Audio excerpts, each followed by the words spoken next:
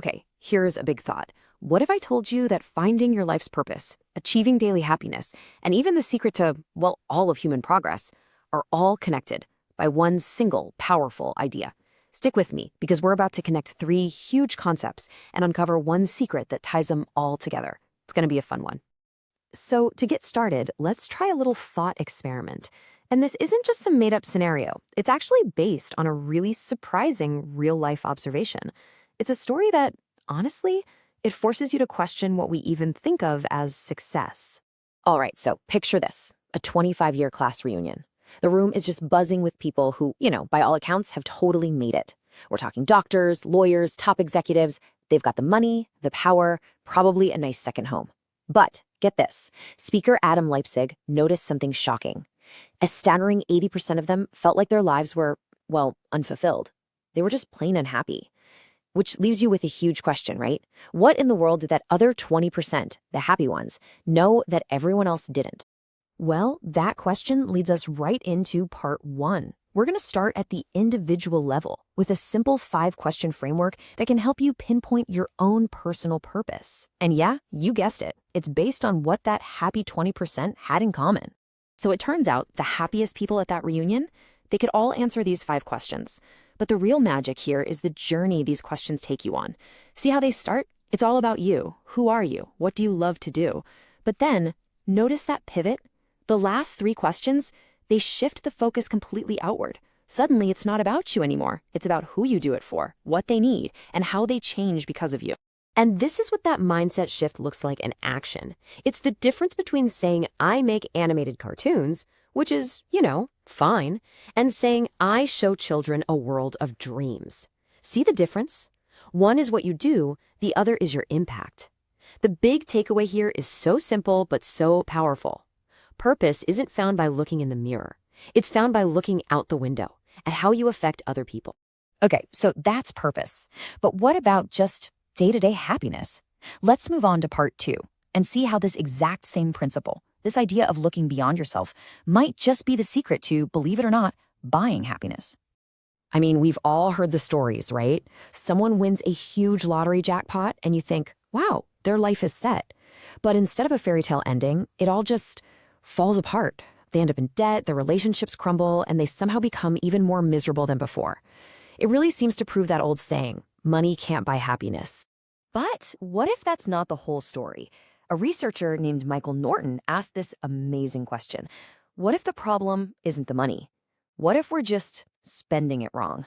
His whole idea was that our typical self-focused spending, buying stuff for ourselves, is actually the thing that's failing to make us happy. So to test this, he and his team did a super simple experiment. They literally just went out and gave people envelopes with money in them. They told some people, hey, spend this on yourself by 5 p.m. They told the other group, spend this on someone else. And the results? They were absolutely crystal clear.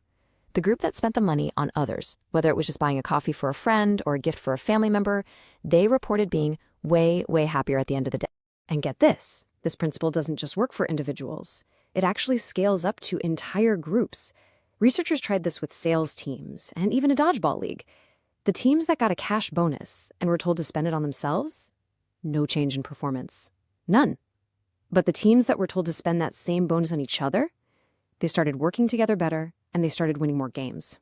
So spending on others or pro-social spending doesn't just make you happier, it makes your whole team stronger. Okay, let's zoom all the way out now for part 3.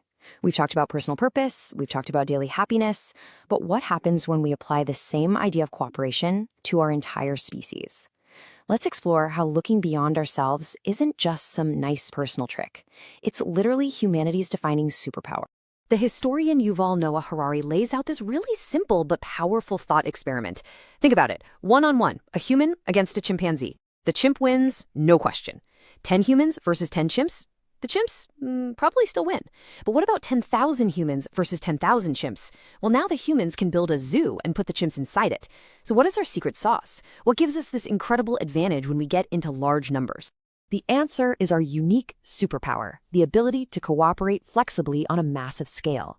And what's the engine that drives that cooperation? It's our imagination.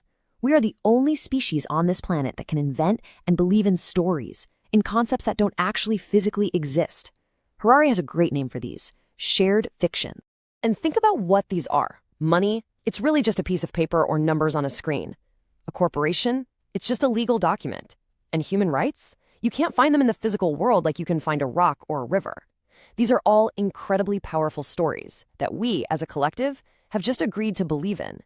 And it's that shared belief that allows billions of strangers to trust each other and build everything, from our cities to the entire internet. All right, so we've looked at personal purpose, the science of happiness, and the very foundation of human civilization. Now for part 4. Let's tie it all together and reveal the one simple secret that connects every single one of these ideas. It really all boils down to this one thing. Our greatest strengths, our deepest joys, our most profound sense of meaning, they all come from the exact same source, looking beyond yourself. It's about serving others and cooperating toward a shared goal. Think about it. Finding your purpose, it's about the change you create for others. Finding happiness, it's about spending on others. And building civilization itself, it's about believing in stories that are way bigger than any one of us. And that leaves us with one last really powerful idea to think about. If our entire world is built on these shared stories, stories about value, about justice, about community, that means we have the power to write new ones. So the real question we're left with is this: what story are we going to write together next?